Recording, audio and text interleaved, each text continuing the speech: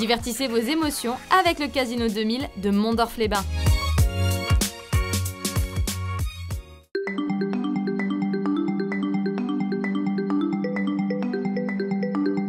Bonjour à toutes et à tous, je suis ravie de vous retrouver et d'ouvrir avec vous cette nouvelle boîte à malice. Nous sommes confinés, mais cela ne nous empêche pas de valoriser celles et ceux qui font bouger le territoire, celles et ceux qui ont du talent, comme Lucie, qui à 25 ans a créé sa petite entreprise Onaori, une entreprise spécialisée dans la création de bijoux faits main, entreprise éthique et solidaire.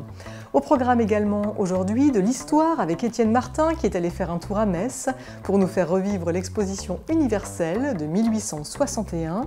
Toujours avide de bons bouquins, nous irons faire un tour à la Pensée sauvage, où Xavier nous a dévoilé sa sélection. Nous découvrirons un tout nouveau jeu de société que les passionnés de rock et de vikings adoreront. Mais tout de suite, nous allons retrouver l'auteur et dessinateur de bande dessinée messin Charlie Zanello. Il publiait il y a quelque temps Dedans le Centre Pompidou-Metz, paru aux éditions d'Argo. Et le voilà de retour avec cet ouvrage Maison ronde, Radio France de fond en comble, paru également chez d'Argo. C'est vraiment génial parce que c'est drôle, c'est touchant et c'est passionnant. Ouvrons la boîte à malice pour en savoir plus.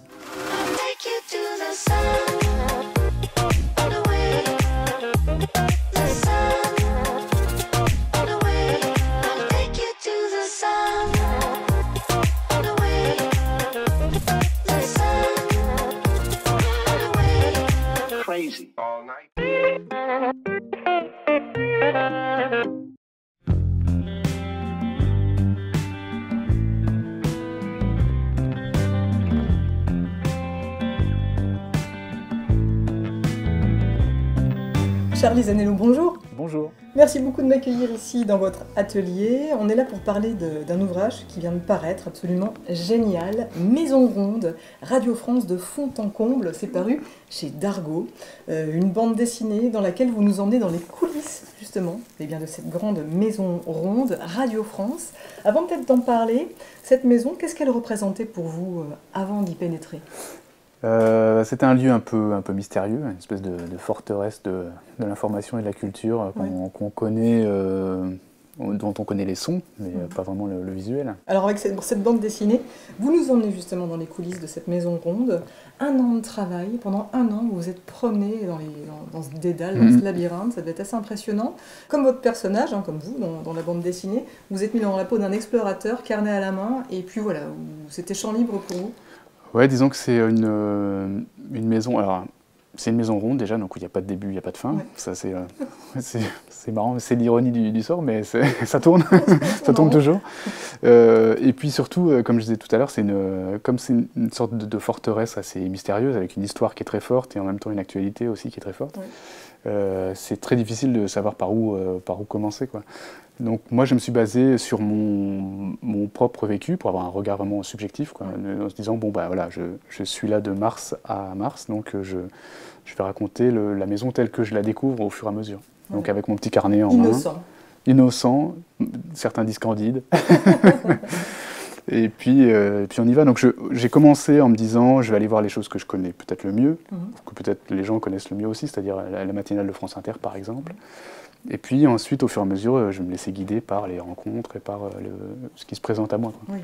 Et c'est vrai que dans les rencontres, ça permet de découvrir des métiers méconnus. Oui. Il y a des bruiteurs, par exemple. Oui, ça c'est génial. Ça c'était absolument génial. Ouais. Il y a également les fipettes, qui sont les animatrices de c'est ça, ouais. Tous les techniciens. J'avais rencontré une personne qui m'avait dit, tu verras, les techniciens, ils savent tout sur tout dans la maison, donc si tu as une question, tu vas voir les techniciens. Donc, et ça s'est plus ou moins révélé quand même assez juste, c'est-à-dire qu'à chaque fois, il y avait toujours quelqu'un qui avait travaillé pour un tel, qui avait changé, etc., qui ouvrait telle porte, qui donnait l'accès à telle autre chose.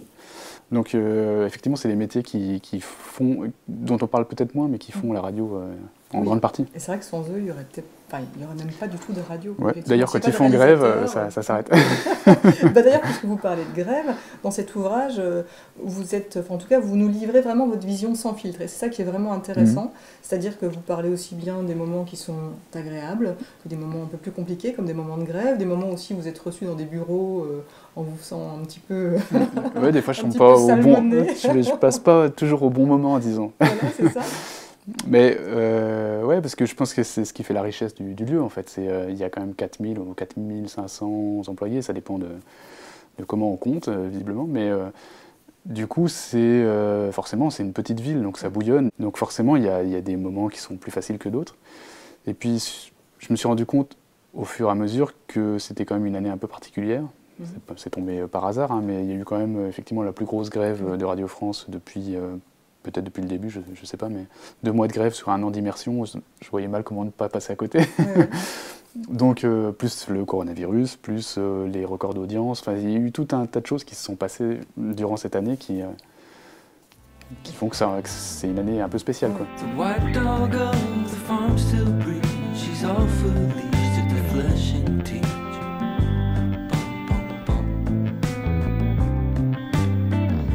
Vous avez découvert, on l'a dit, des métiers parfois méconnus auxquels on ne pense pas forcément, comme je disais, bruiteurs, les pipettes, etc. Et puis des endroits, des lieux aussi complètement méconnus du public. Par exemple, le centre distributeur de modulation, qui a une espèce de grande tour de contrôle, on a l'impression d'être en 2001, un vaisseau spatial. Ouais. Et je pense que ça, c'est un lieu en plus qui a pas mal évolué avec la modernisation, les techniques, etc. Parce que effectivement, c'est un lieu où à l'époque, comme dans les films, on voit les techniciens en blouse brancher des câbles et puis tirer des fils à rallonge pour aller joindre tel ou tel bout, rejoindre tel studio à tel studio. Parce que c'est là que tous les appels extérieurs sont concentrés, en fait. Donc tous les envoyés spéciaux à l'étranger, les gens qui sont sur le terrain, passent un coup de fil, ça passe par le centre de modulation qui redistribue, qui retouche le son de temps en temps si c'est trop mauvais, si la connexion est trop mauvaise. Donc ouais, c'est une sorte de centre de contrôle du cœur du réacteur qui est passionnant en même temps. Ils sont là H24. Hein. Ils sont là tout le temps, ouais. C'est les pompiers de l'antenne, comme ils disent. D'ailleurs, ils étaient rassurés aussi de voir que votre dessin ne pouvait pas divulguer trop d'informations. Oui, c'est ça. Ça me fait parler un peu de votre dessin. Comment vous le définiriez, ce dessin? Comment vous le qualifiez? J'essaie de le garder le plus vivant possible. C'est-à-dire que quand je dessine, je fais un brouillon. Donc, en tout cas, pour cet ouvrage-là, j'ai fait un brouillon donc, au crayon sur un format A3, hein, comme celui-là. Et ensuite, je ne redessine pas mon brouillon, je le refais, une fois que j'ai tout mon storyboard, je refais tout au stylo directement. Et quand je trouve que mon dessin est trop tordu, je le découpe au ciseau, je recolle, je fais ça. Je fais du Photoshop en papier. Donc j'essaie de garder ce côté vif et un peu... qui ne s'éloigne pas trop de mon carnet de notes, finalement. Alors, ça c'est le passage où j'atterris dans la salle sourde où ils sont en train d'enregistrer pour France Culture une fiction, Le Père Goriot, et en même temps ils bruitent en direct. Donc il y a un bruiteur qui est assis derrière les acteurs et qui fait le son au fur et à mesure que la scène avance. Donc moi je suis assis avec eux dans la salle, c'est terrifiant parce qu'il y a un micro qui capte tous les bruits.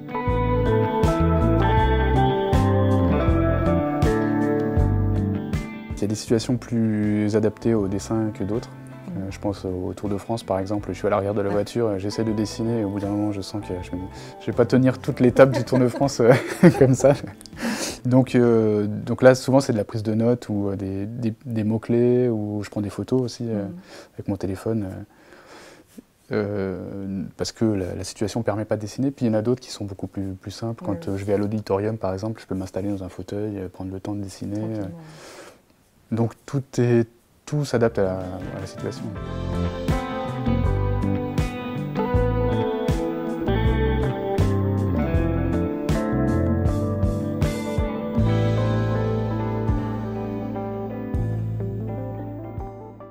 Charlie Zanello, dont la bande dessinée est disponible chez tous les bons libraires. N'hésitez pas à vous la procurer, ça vaut vraiment le coup. N'hésitez pas également à suivre Charlie sur son compte Instagram. Et puis on le retrouvera également en fin d'émission, car je lui ai réservé une boîte à questions personnalisée comme toujours. Dans notre boîte à idées, cette fois, un jeu concours organisé par les jeunes agriculteurs du Grand Est qui souhaitent faire parler votre créativité. Alors que vous soyez agriculteur ou non, l'objectif c'est de livrer votre regard sur le milieu agricole, avec humour, poésie, réalisme, c'est vous qui décidez. Pour participer, c'est tout simple, vous adressez vos photos à l'adresse qui apparaît à l'écran. Elles seront ensuite publiées sur Facebook et celles qui auront le plus de likes pourront participer à la grande finale régionale. En jeu, un panier garni d'une valeur de 50 € pour le gagnant départemental et un voyage en montgolfière à l'occasion du Grand Test mondial Air Ballon pour le gagnant régional. Vous avez jusqu'au 30 novembre pour envoyer vos photos, à vous de jouer. C'est d'ailleurs l'occasion de rappeler qu'il est important de consommer local, de valoriser les circuits courts. Ça vaut pour ce qui relève de l'alimentaire, mais également de l'artisanat. Et c'est l'occasion justement de parler d'une jeune entrepreneuse. Elle s'appelle Lucie, elle a 25 ans, elle vient de lancer l'entreprise Onaori. Mais que se cache-t-il derrière ce nom? La réponse en images.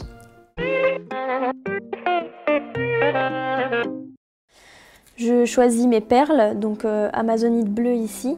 Donc c'est une pierre de courage que je mets sur mon petit clou et ensuite je viens accrocher le clou autour de ma chaîne pour en faire un pendentif. Hop. Car depuis toujours, Lucie aime créer et voyager. C'est d'ailleurs au détour d'une mission humanitaire au Cap-Vert qu'elle craque sur des perles et des pierres qu'elle ramène dans son sac à dos avec une seule idée en tête, fabriquer des bijoux.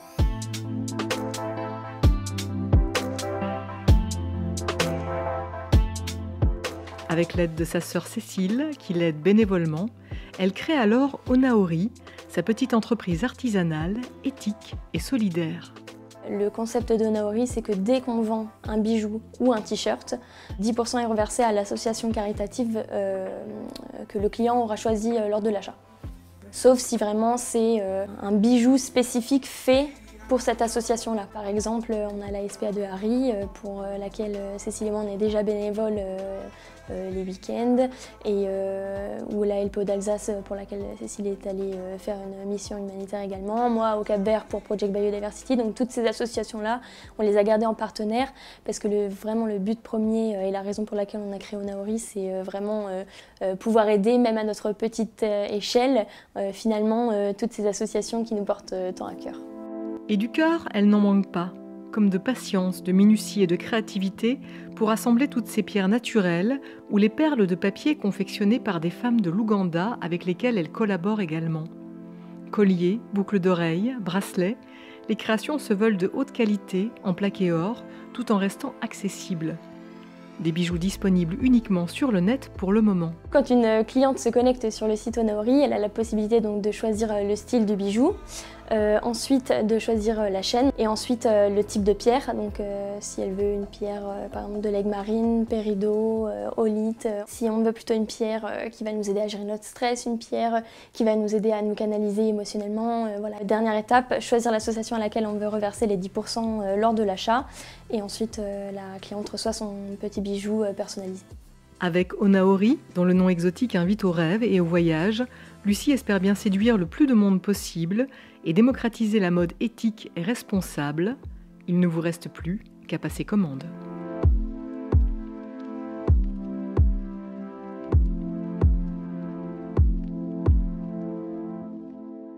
Du 100% fait main, il n'y a plus qu'à aller faire un tour sur le site qui est apparu sur l'écran pour passer commande. Onaori, je le disais, est un nom d'ailleurs qui donne envie de voyager. Et voyager, c'est ce que nous allons faire avec notre historien chouchou, Étienne Martin, qui aujourd'hui va nous emmener en 1861. C'est parti. Nous sommes aujourd'hui sur l'Esplanade et je vais vous parler de l'événement qui a fait la plus grande renommée de cet espace, à savoir l'exposition universelle de 1861. Alors, Expo universelle, c'est son nom raccourci, parce que son nom complet, c'est l'exposition universelle de l'agriculture, de l'industrie, de l'horticulture et des beaux-arts de 1861. Alors, qu'est-ce que c'est? Eh bien, au départ, en 1857, donc vous voyez 4 ans auparavant, le ministère de l'Agriculture décide d'attribuer à la ville de Metz l'organisation du concours agricole de l'Est de la France pour l'année 1861. La mairie de Metz, qui sent bien qu'il y a une carte à jouer et qui se dit qu'il y a peut-être des retombées économiques importantes à générer et à prévoir, décide de coupler ce concours agricole, exactement ce qu'on voit à la télévision à Paris, le concours agricole, vous savez, on vient voir les vaches, on vient voir les lapins, les poules, les cochons, eh bien, elle décide de coupler ce concours agricole avec d'autres expositions, avec l'exposition d'horticulture, les fleurs d'ailleurs pour l'occasion, pour 1861, on construira les fameuses serres du jardin botanique, mais également un concours de beaux-arts. Il y a toujours des artistes régionaux, locaux qui veulent obtenir une reconnaissance, qui espèrent ainsi percer, une exposition de l'industrie de l'Est, et puis enfin un concours de musique avec l'Orphéon. Et donc, ce qui au départ est simplement un concours agricole devient une très grande exposition qui couvre l'ensemble des catégories et qui occupe ici, sur l'esplanade, eh bien 15 000 m² de bâtiments temporaires qui sont construits spécialement pour. Donc vous voyez, immense exposition, l'entrée est payante, 1 franc en semaine, 50 centimes le week-end, même l'accès au jardin est payant, c'est 25 centimes. Il ne faut pas perdre l'idée de vue que les retombées économiques doivent primer pour la ville. Et les Messins viennent en nombre ici, ils s'y pressent. Et qu'est-ce qu'on peut admirer dans les bâtiments pour l'industrie? Eh bien, c'est toute l'industrie de l'Est. Ce sont des produits des forges, ce sont les produits des salines, très importantes à ce moment-là. Ce sont les produits aussi, les verreries et cristaux, pensez à Baccarat, à Porcieux, enfin à Saint-Louis, vous voyez tout ce qui a fait la richesse de la Lorraine. C'est la faïence, c'est aussi les produits des cuirs tannés, les produits des papiers, enfin voilà, on est sous le Second Empire, 1861, c'est une ère industrielle et donc on vient admirer la puissance économique régionale. Et cette exposition va avoir un immense succès et il faudra attendre presque 50 ans, 1909, avec la grande exposition, cette fois de Nancy, pour retrouver une manifestation qui a une telle importance dans l'Est de la France. Merci encore Étienne pour cette belle leçon d'histoire. On va poursuivre maintenant avec un coup de cœur, coup de gueule, avec cette invitation à soutenir les libraires indépendants, ça c'est pour le coup de cœur, à l'heure où le gouvernement semble considérer que les livres et la culture ne sont pas essentiels. Ça c'est pour le coup de gueule. Alors surtout utilisez le système Click and Collect.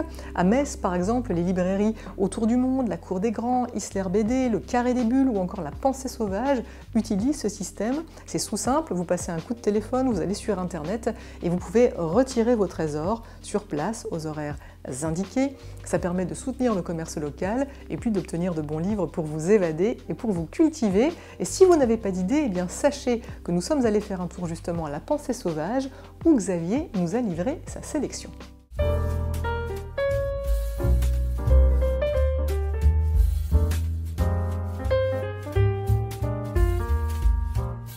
Alors, un petit roman pour vous parler de poésie, un roman sorti à la rentrée littéraire de cette année de David Le Bailly, L'autre Rimbaud, qui parle justement de Frédéric Rimbaud, le frère oublié, effacé des archives et des photos de la famille Rimbaud. Et en fait, c'est un vrai travail d'enquête qu'a fait David Le Bailly pour retrouver justement des traces de l'existence de ce frère, qui était finalement très proche d'Arthur, puisqu'ils avaient 1 an de différence, ils allaient à l'école ensemble, ont fait les 400 coups ensemble, etc. Très différents de tempérament au départ, mais très liés. Et on suit justement l'aventure de ce personnage et comment il a été effacé des archives par une des sœurs d'Arthur Rimbaud, qui était l'ayant droit de l'œuvre de Rimbaud après sa mort. Et voilà, et même des biographes très connus d'Arthur Rimbaud ont complètement zappé ce personnage. Et c'est David Le Bailly le doit justement à Pierre Michon, qui l'avait mentionné dans Rimbaud le Fils. Donc je vous conseille aussi un petit opuscule sur l'héritage de Rimbaud, sur la personnalité de Rimbaud, le travail du texte, voilà, fait par Pierre Michon, qui est un super styliste, vous connaissez peut-être avec les minuscules notamment. Et tout ça aussi pour vous parler de poésie, pour vous présenter ou vous parler ou vous représenter Thomas Vino, grand poète actuel, qui livre des merveilles dans ce petit recueil paru au Castor Astral. C'est un beau jour pour ne pas mourir, qui recense 365 poèmes publiés par Thomas Vino, qui sont des petites étincelles, des petites merveilles comme ça à lire au quotidien, à lire le matin au petit déjeuner par exemple, et puis d'emmener avec ça en soi toute la journée, parce que ce sont des courts textes et qui permettent justement d'illuminer, parler d'illumination avec Rimbaud, d'illuminer votre journée par une espèce de présence comme ça en vous qui à la fois enchante, et puis c'est des poésies très simples, c'est des poésies qui parlent du quotidien, qui parlent de la vie, des miettes qui traînent sur la table ou d'une flaque d'eau au milieu de la rue. Voilà, c'est des choses comme ça très simples et qui vont vraiment illuminer votre quotidien, je pense, voilà, avec Thomas Vino.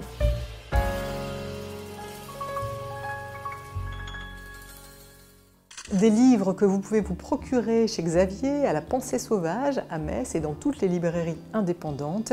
Et on n'oublie pas la formule magique Click and Collect. On n'oublie pas également de se divertir avec comme remède à la morosité les jeux de société qui ont le vent en poupe. On a déjà eu l'occasion de vous présenter des maisons d'édition lorraines comme Yellow et Blue Orange. Et aujourd'hui, on va partir à la rencontre de Dan et William dans les Vosges. Ils ont créé un tout nouveau jeu, Ragnarok Star. Il leur a fallu 2 ans pour sortir un prototype que des cobayes ont eu l'occasion d'essayer du côté d'Épinal. Je ne sais pas si vous connaissez le Ragnarok. Quelques explications s'imposent avant de débuter une partie de Ragnarok Star, un nouveau jeu de société de plateau encore en phase d'expérimentation. Et d'ailleurs, ce jour-là, chez Lutin Malin à Épinal, magasin partenaire de ce jeu, ce sont 4 cobayes venus se prêter au jeu. Des cobayes que Dan, l'un des créateurs, s'est amusé à transformer en Vikings qui vont faire un concert pour plaire à Odin. C'est un télécrochet où le but du jeu, c'est vraiment de rassembler un maximum de fans dans sa salle de concert pour pouvoir faire le plus beau concert pour le Valhalla. Comprenez le royaume des guerriers défunts dans la mythologie nordique. Le jeu se veut familial, accessible dès l'âge de 10 ans, mais plutôt destiné à un public averti. Cela fait 2 ans que les 2 Vosgiens, Dan et William, travaillent dessus. Et pour leur financement participatif, ils ont récolté plus du double de ce qu'ils espéraient. Un succès qui s'explique notamment par le soutien de groupes rock metal. Ultra Vomit, Princesse Leia, Miras, Betraying the Martyrs et beaucoup d'autres, plus d'une 40aine nous ont soutenus.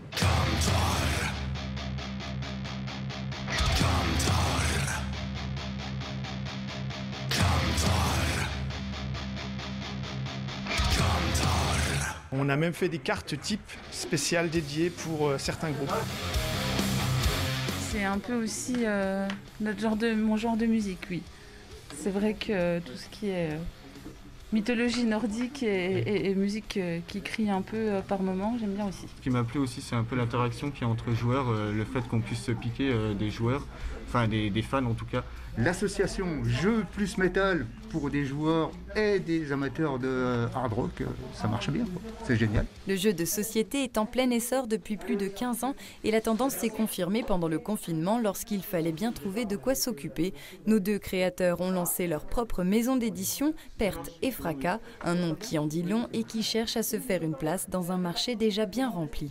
C'est presque 1500 nouveautés par an. Donc c'est beaucoup. Le jeu de société c'est amélioré, c'est modernisé. C'est pour ça qu'on appelle le jeu de société moderne. Et du coup ça intéresse plus les gens. Et les gens ils sont revenus parce que, je sais pas, peut-être la recherche de liens sociaux, de se retrouver en famille ou entre amis. Déjà plus de 1000 précommandes pour Ragnarok Star qui devrait connaître quelques modifications en termes de graphisme avant la sortie officielle prévue pour avril 2021. Et des idées, Dan et William n'en manquent pas, ils travaillent en ce moment sur un jeu en réalité virtuelle sur le thème cette fois-ci des pirates et du steampunk. Un reportage de nos confrères de Vie à Vosges et sachez que le jeu Ragnarok Star sera disponible fin avril 2021. Chose promis, chose due, on va retrouver maintenant Charlie Zanello, auteur, dessinateur de bande dessinée qui publie Maison Ronde chez Dargaud. Et forcément, je lui ai réservé mon questionnaire personnalisé. D'habitude, je vous ai réservé un questionnaire toujours tiré par les cheveux. Forcément, là, c'est un questionnaire. Une interro. Un petit questionnaire spécial Maison de la radio. Alors, s'il ne devait rester qu'une seule émission de radio aujourd'hui, quelle serait-elle ? Je dirais une émission de musique, parce que les émissions de musique, ça se périme pas. L'émission Jukebox sur France Culture, que j'écoutais en podcast, surtout au début de mon immersion, parce que c'est une émission qui revoit un petit peu des moments historiques par le biais de la musique. Et ça me plaisait bien, je les ai écoutés un peu en boucle. C'est noté. Pour poursuivre, l'animateur José Arthur, animateur emblématique de la radio de France Inter, disait avec la radio, surtout la nuit, on peut encore faire rêver. Vous, est-ce que quand vous dessinez, c'est pour faire rêver? Et qu'est-ce qui vous fait rêver aujourd'hui? Je ne sais pas si c'est pour faire rêver, mais en tout cas dans cette BD, quand je parlais de travail d'équilibriste tout à l'heure, c'était un moyen aussi de partir du vécu et en même temps de prendre quelques libertés. C'est-à-dire que dans la BD, je parle de fantômes pour pouvoir parler de choses. Je prends quelques libertés avec l'immersion pour sortir un peu du documentaire, mais pour en même temps raconter des choses vécues. Donc voilà, C'est cette espèce de ligne un peu biscornue que j'essaye de suivre. Et qu'est-ce qui vous fait rêver, vous, aujourd'hui? Sortir sans masque, ça compte ou... Ça compte, je me dis. C'est un rêve vraiment à court terme. On ne sait pas. On sait pas. Oui, c'est vrai. Pour terminer, quelle est la radiographie de votre humeur? Il y a beaucoup d'événements liés à la BD, mais pas seulement, qui se détricotent petit à petit, les festivals, la rencontre avec les gens, la culture prend un coup, donc mon humeur est un peu... bon, disons que je garde une part d'optimisme, mais que j'aimerais bien que ça s'ouvre un petit peu plus. Voilà. On espère que tout ça passera très vite.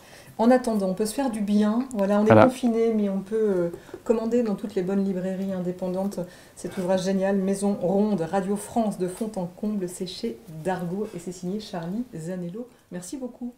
De rien, c'était un plaisir. Merci. Charlie Zanello, dont on pourrait dire qu'il est le Catherine Meurice au masculin, en tout cas c'est mon avis, ça n'engage que moi. Et je vous invite vraiment à vous procurer Maison ronde, c'est un vrai régal, je vous le promets. L'heure est venue déjà de refermer la boîte à malice. On va se quitter en musique, comme toujours, avec un artiste messin dont le visage vous est probablement familier, puisqu'il chante dans le groupe Tess et également dans The Yokel. Aujourd'hui, il se lance en solo sous le nom Thibaut Sibella. Il sera d'ailleurs mon invité dans le prochain live insolite où il s'est produit dans un métis. Et en attendant, le voici pour une session acoustique de son titre Bird and Lion. Allez, bye bye. Last night I dreamed about the canyon. You showed me on the picture. There were a bird and a lion, lost in a maze together. By the hair or by the ground, they seemed to be stuck inside. At first the lion think to eat the bird, and the bird, what if I left him behind?